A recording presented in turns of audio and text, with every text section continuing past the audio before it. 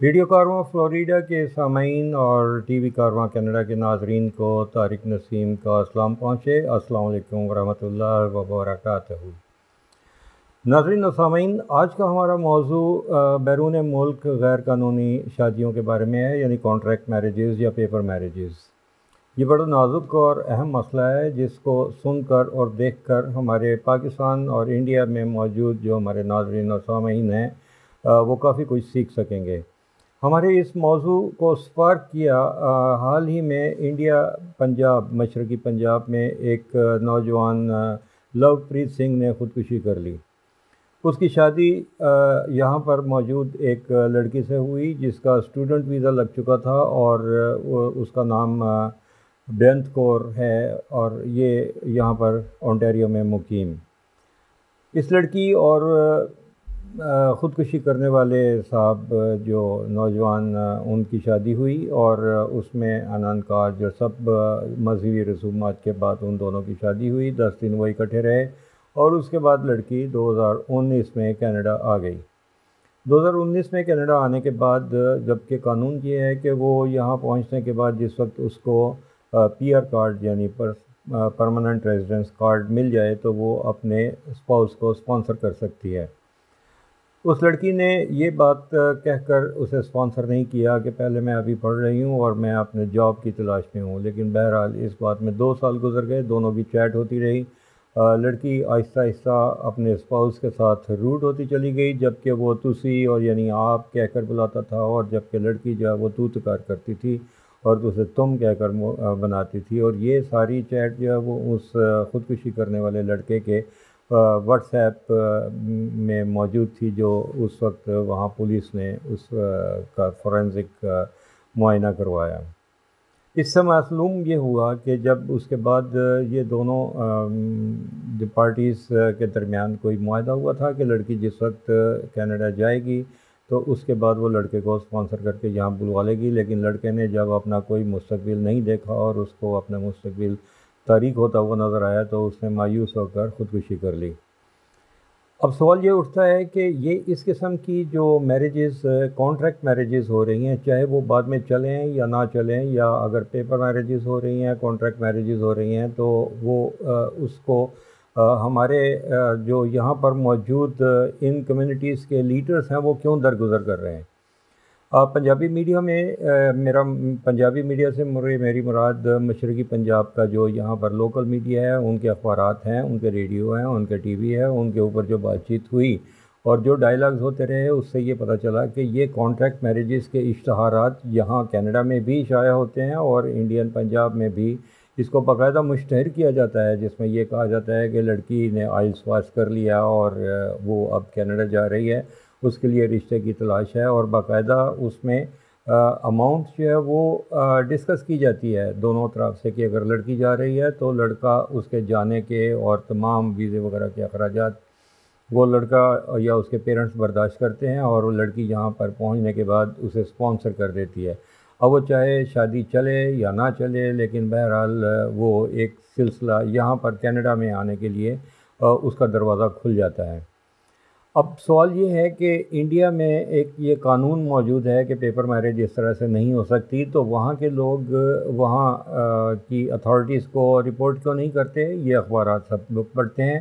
اور کینیڈا میں بھی جو پنجابی گرمکھی کے اخبارات ہوتے ہیں اس میں بھی اس قسم کے اشتہارات آتے ہیں کہ لڑکی جو ہے وہ شادی کرے گی اور وہ لڑکے کو اسپانسر کر کے لا سکتی ہے۔ تو یہ بات کی جو بارگیننگ ہو رہی ہے یہ باقاعدہ اشتہارات کی عبارات میں ہوتا ہے، تو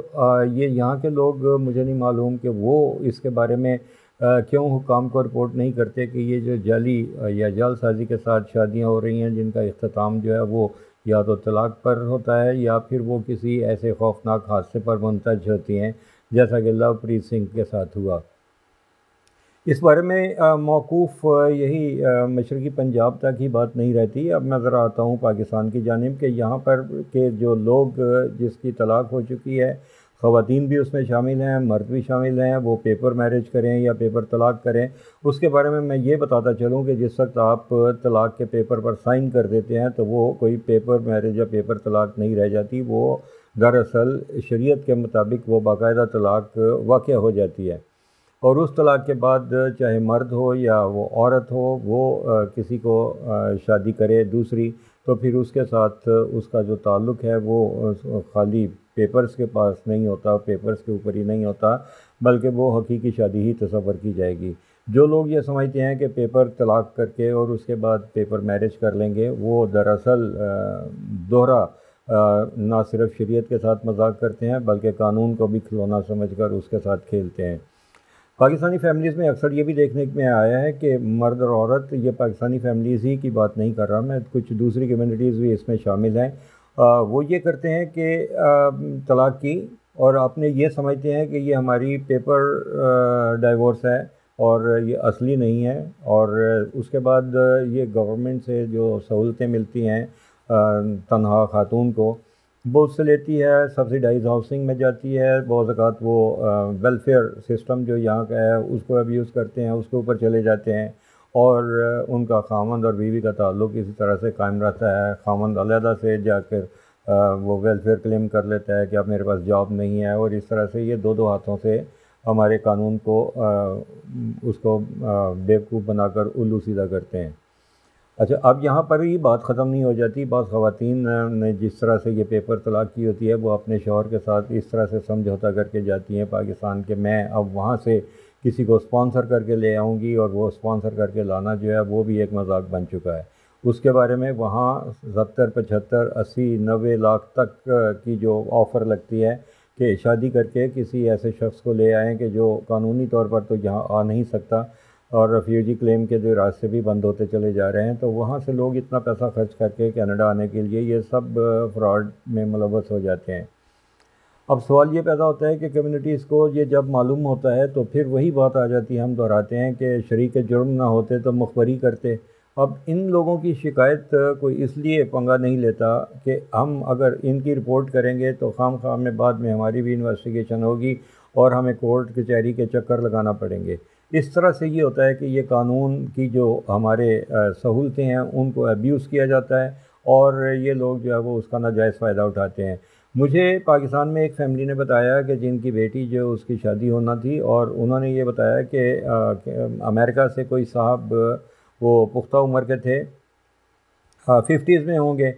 انہیں معلوم نہیں تھا کہ انہوں نے اپنی بیوی کو طلاق دی ہے یا نہیں دی، لیکن وہ پاکستان گئے، وہاں انہوں نے ایک میرج بیورو کے ذریعے سے اخبار میں اشتہار شائع کروایا کہ میں طلاق یافتہ ہوں اور میں یہاں پر پاکستان میں شادی کرنا چاہتا ہوں، اور میں اسپانسر کر کے لے آؤں گا اور اس کو جلدی گرین کارڈ بھی دلوا دوں گا۔ اب اس کے بارے میں جو ہے وہ جب لوگوں نے وہ اشتہار پڑھا تو وہ آن لائن لگ گئی۔ اب بہت سے ضرورت مند ایسے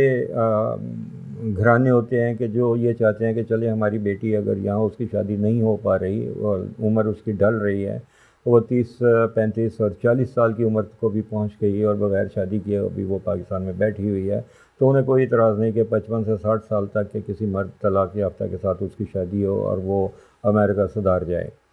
اب یہ مجبور والدین ہوتے ہیں، ان کی مجبوری سے فائدہ اٹھاتے ہوئے ایک صاحب نے یہ ڈھونگ رچایا کہ وہ پاکستان گئے، اور اس کے بعد جس وقت ان کی بات ہوتی تھی تو وہ مختلف ایسے گھرانوں میں جاتے اور ان سے کہتے کہ مجھے آپ یہ بتائیے گا کہ وہ لڑکی کھانا پکانا جانتی ہے، میں آؤں گا تو پھر آپ اس کے ہاتھ کے پکے ہوئے کھانے مجھے کھلائیے گا۔ تو وہ تقریباً 1 مہینہ 1.5 مہینہ وہاں پر رہے اور مختلف گھروں میں جا کر تو وہاں دعوتیں اڑاتے رہے، یعنی انہوں نے اپنی جیب سے کچھ نہیں کھایا اور کھایا پیا کچھ نہیں، گلاس توڑا 12 نے، اور اتفاق سے 2-3 گھرانے ایسے تھے کہ جن کو یہ چونا اس طرح سے لگا چکے تھے۔ اب اس کے علاوہ یہ بھی میں یہاں بتاتا چلوں کہ کچھ ایسے لوگ ہوتے ہیں کہ جو یہ شادی کا جھانسا دے کر وہاں سے لوگوں سے پیسے بٹورتے ہیں اور ان کو یہ کہتے ہیں کہ میں وہاں پر جا کر تو اس کا کیس فائل کر دوں گا، جو کہ کبھی فائل نہیں ہوتا، اور وہ ان سے بھاری رقوم لے کر رفو چکر ہو جاتے ہیں۔ خدا رہا آپ جو بیٹیوں کے والدین ہیں ان سے میری یہ اپیل ہے کہ آپ پہلے پوری انکوائری کروائیں، اس کے بارے میں جو ہے وہ معلوم کریں کہ کیا واقعی جو شخص یہاں پر کینیڈا یا امریکہ یا برطانیہ سے شادی کرنے کے لیے آئے ہیں وہ غیر شادی شدہ ہے یا اس کی شادی ہو چکی ہے، وہاں اس کی بیوی موجود ہے، بچے موجود ہیں، یا اس کی طلاق ہو چکی ہے اور طلاق ہوئے کتنا عرصہ ہوا اور اس کے پاس ڈائیورس کے باقاعدہ کورٹ آرڈرز ہونے چاہیے، اور اس میں یہ بھی لکھا ہوا ہوتا ہے کہ طلاق رضامندی سے ہوئی یا کس طرح سے یا کون سے اس کی وجوہات تھیں، سب اس میں لکھا ہوا ہوتا ہے۔ اور اگر اس کے پاس یہ سارے ثبوت موجود نہیں ہیں تو آپ جان جائیے کہ وہ شخص آپ کے ساتھ فراڈ کر رہا ہے اور آپ سے پیسے ہتھیانے کے